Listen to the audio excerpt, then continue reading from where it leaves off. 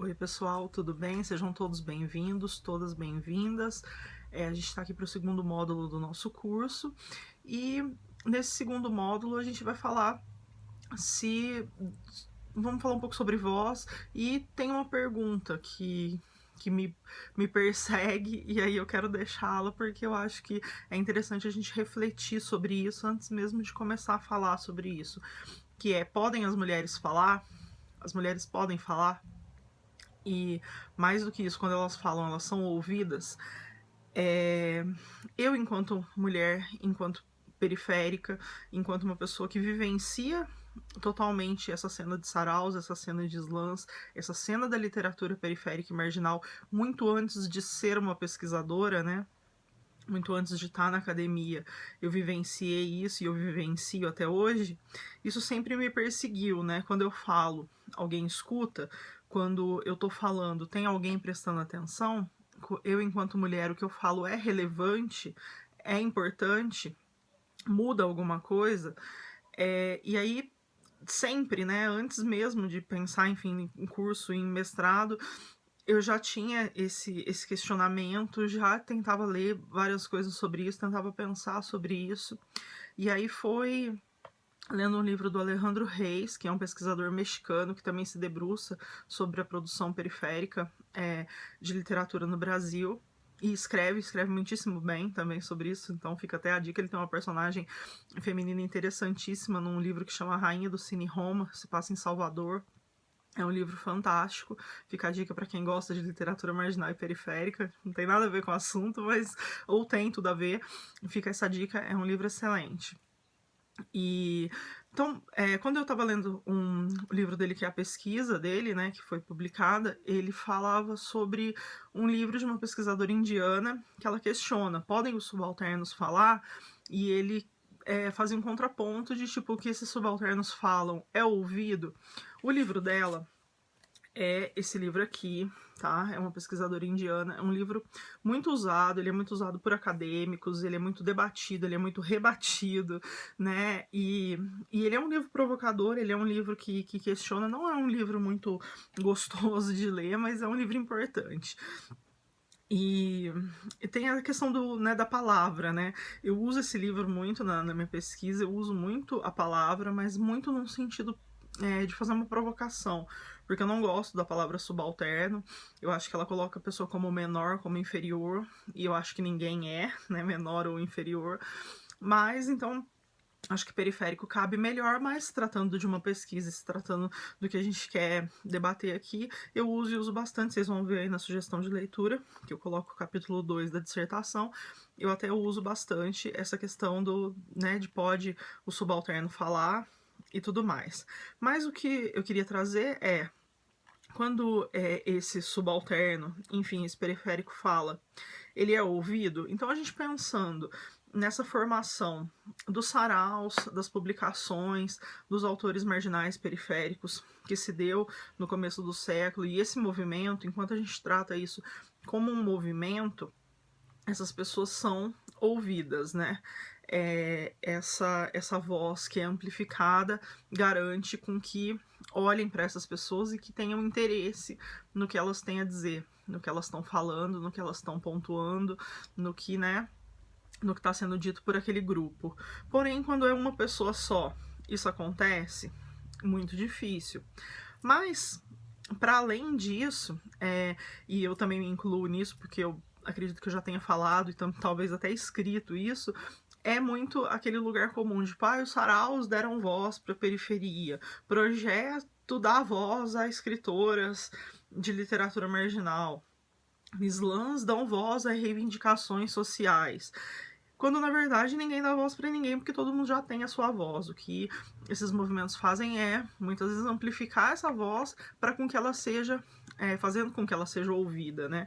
Mas eu não me excluo disso não, porque eu acredito que eu já falei isso e aprendi isso lendo, relendo, debatendo, conversando, enfim, mas não é uma questão de dar voz, mas de ouvir essa voz. E aí, quando a gente pensa em estas vozes são ouvidas, então talvez estas vozes vindas de um grupo, vindas de um movimento, vindas de autores elas estejam sendo ouvidas, ou em algum momento elas sejam ouvidas. Mas e quando são vozes femininas? E quando são vozes de mulheres? E quando são vozes que não são ouvidas? Ou será que elas são ouvidas dentro desses próprios espaços, né? Será que elas são ouvidas dentro desses ambientes de saraus e tudo mais? E aí, ao longo do curso, tem alguns exemplos e alguns acontecimentos que se deram e que costuram essa pergunta, né? Mas também ela continua no ar e eu acho que é legal a gente até conversar sobre isso no fórum, ou se quiser me mandar e-mail, enfim.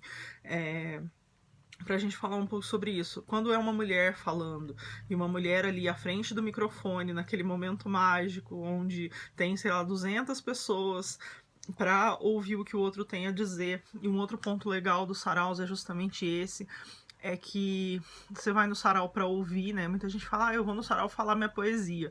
Na verdade, você vai falar uma poesia e vai ouvir 49, né? Então você vai muito mais para ouvir do que para falar a sua poesia.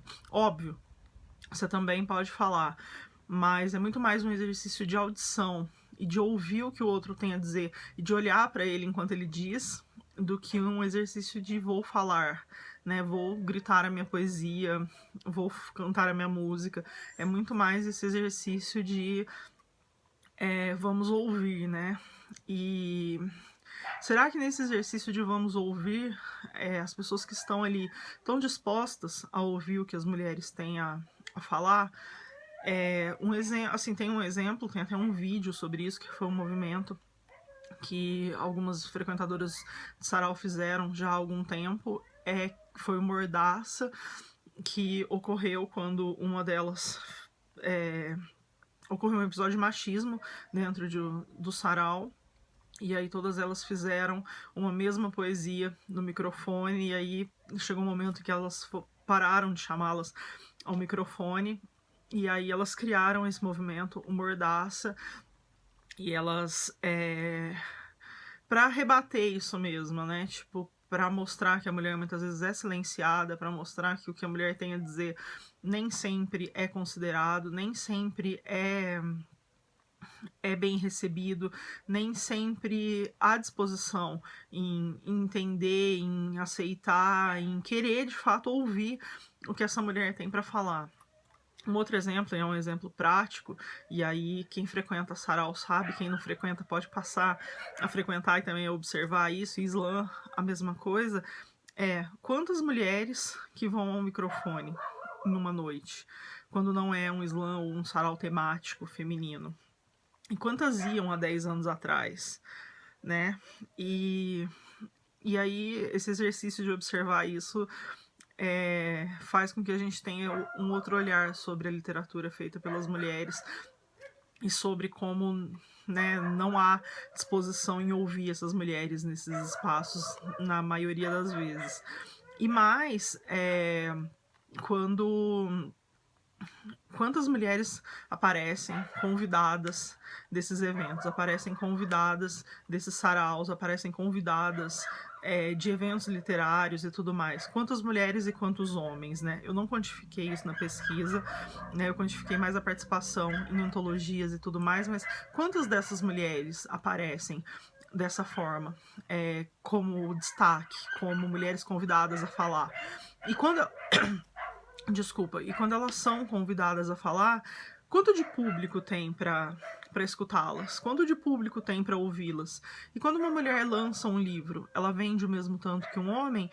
E se ela vende, esse livro é lido, esse livro é indicado, ela chega, tem alguém numa roda e falando, olha, lê o livro da fulana, porque o livro da fulana é excelente, olha, poesia de primeira qualidade, romance de altíssimo nível, ele é indicado?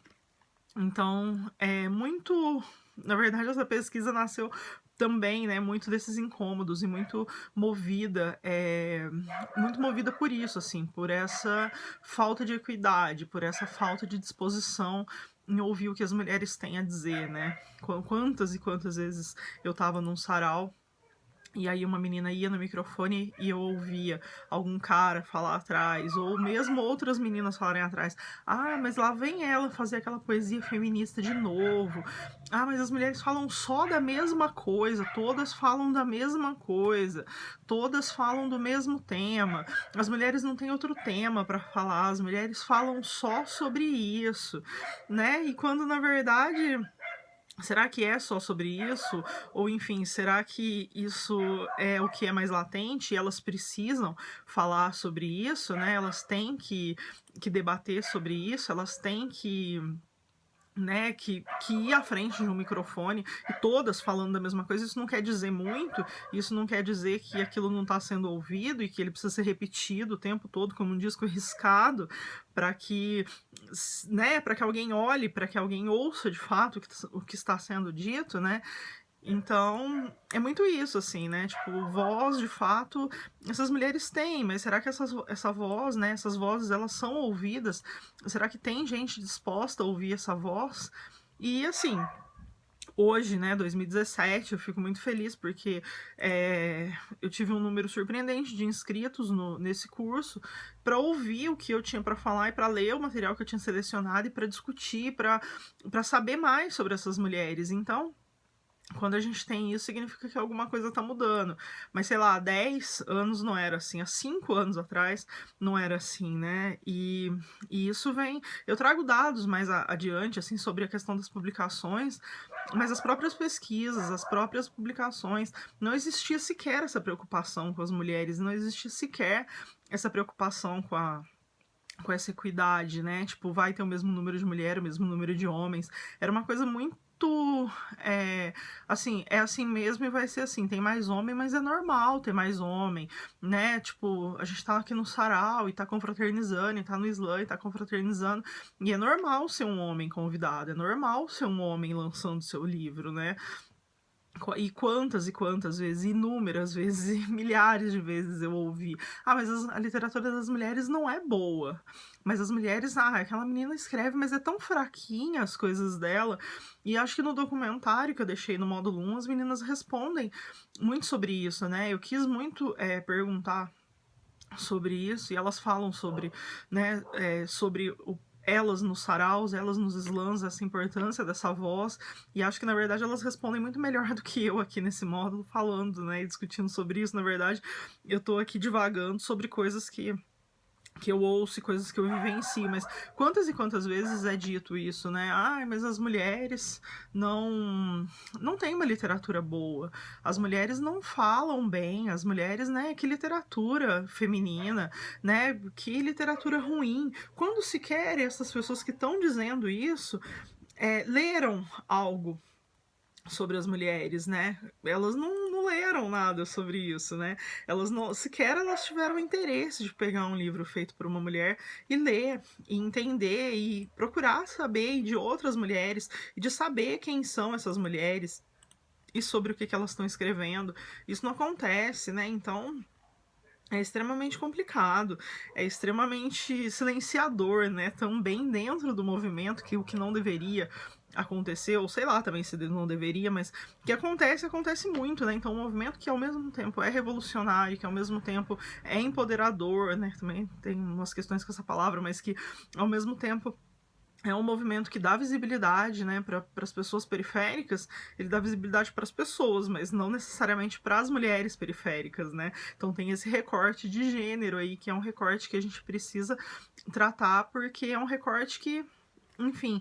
E aí, é até curioso, porque quando eu estava pensando no curso, eu já tinha até lançado as inscrições, surgiu um texto muito legal no site Nós Mulheres da Periferia, que é feito por mulheres periféricas de São Paulo, e que tem pesquisas muito interessantes, e que tem um trabalho muito relevante sobre mulheres periféricas em São Paulo. Então, quem não conhece, nósmulheresdaperiferia.com.br, e que fala justamente sobre isso, né? O texto ele usa um trecho de uma poesia da Keila Rodrigues, do poema Carapuça, e o texto, no título, ele já diz: voz ela já tem, meu bem, são ouvidos que ela quer. E aí o texto todo fala sobre isso, assim, sobre essa representação da mulher periférica, sobre essa autorrepresentação. Ele traz até uma crítica a pesquisadores, e intelectuais e pensadores que estão na academia, mas que não vivenciam o que essas mulheres vivenciam cotidianamente nas periferias, né? Não, não me sinto inclusa nisso, porque eu vivencio os mesmos problemas e as mesmas dificuldades e me sinto não, sou uma mulher periférica na academia, então a questão da propriedade aí não é a mesma. Mas o texto questiona muito isso, né? E ele traz muito esse olhar, né? Que também fala, né? E questiona, né? O que as mulheres querem, elas querem ouvidos, né? Elas querem ser ouvidas. Então, enquanto escritoras, enquanto qualquer que seja a profissão que tenham, periféricas, elas querem ser ouvidas, elas querem que a voz delas chegue até outras pessoas, elas querem que o que elas reivindicam seja atendido, né? Mas elas estão falando isso já há muito tempo, né? Então, assim, voz elas têm, de fato. O que acontece é que essa voz nem sempre é ouvida. Mas, como eu disse, eu penso que isso está mudando, isso está melhorando muito. Haja vista que a gente tem um curso para falar só sobre isso, e a gente tem, enfim, N slams, N saraus, e que são conduzidos e feitos e propagados exclusivamente por mulheres, né? Então, assim, eu trago mais exemplos adiante, mas assim, mulheres o tempo todo fazendo a sua voz chegar a mais pessoas, né? E muitas mulheres juntas, né? Então, muitos coletivos, o próprio Nós Mulheres da Periferia é um excelente exemplo disso, de mulheres que fazem essas vozes chegarem, né? Que amplificam essas vozes periféricas. O Sarau das Pretas, o Islã das Minas e vários outros movimentos surgidos também dentro dessa necessidade de se fazer ouvir e dessa necessidade de fazer chegar o que está sendo dito, né, dessa necessidade de expor isso, enfim, de ser ouvida mesmo, né. Quantas mulheres chegaram, a Luz Ribeiro até fala no documentário, que quem assistiu vai saber do que eu tô falando, mas que as mulheres não chegavam à final do Slam BR, e aí elas criaram o Slam das Minas justamente para chegar, né, para poder garantir que pelo menos uma mulher tivesse essa vaga, né, que uma mulher tivesse à frente, né. Então, é isso, né, acho que essa necessidade também, essa impossibilidade, fez com que outros movimentos surgissem e fez com que essas vozes fossem amplificadas, e dessa vez só vozes de mulheres, né, dessa vez só as mulheres fazendo isso, o que é muito interessante, porque além da autorrepresentação, é uma autossustentação disso, né, e, tipo, coletivos tocados apenas por mulheres e mulheres que fazem os seus próprios livros, e desde a concepção até a diagramação, até a comunicação, enfim, tudo isso pensado e feito por mulheres. O que é tão revolucionário quanto a gente pensar numa literatura periférica, né? É tão revolucionário quanto, porque ela é periférica e ela é só feita por mulheres, né?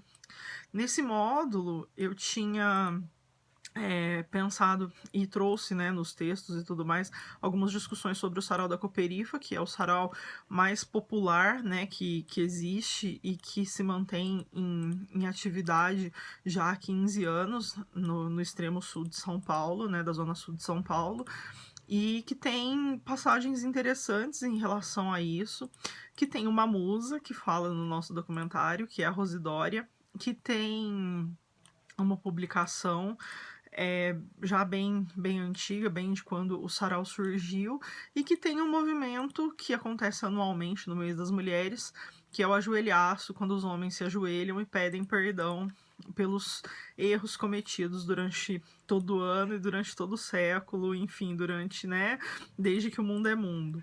E que divide muitas opiniões, né? E aí acho que é legal a gente ler esse capítulo 2, assistir os materiais que eu selecionei aqui, que trazem bastante sobre isso, e a gente discutir um pouco sobre né, sobre essa questão, assim, dessa voz das mulheres, sobre essa questão de, tipo, homem ajoelhar e pedir perdão é válido, movimentos como Mordaça são movimentos válidos, isso faz com que as mulheres sejam mais ouvidas, coletivos, tocados exclusivamente por mulheres é válido ou não. Eu vou deixar o texto também aqui que usa a poesia da Keila Rodrigues, que está no Nós Mulheres, para que a gente leia e possa refletir também sobre ele e possa, enfim, debater. Deixei também para download o link do livro Pode o Subalterno Falar, que eu acho que é uma leitura interessante. E o que eu queria passar com esse segundo módulo, basicamente é isso. E a gente se encontra no terceiro módulo na próxima semana.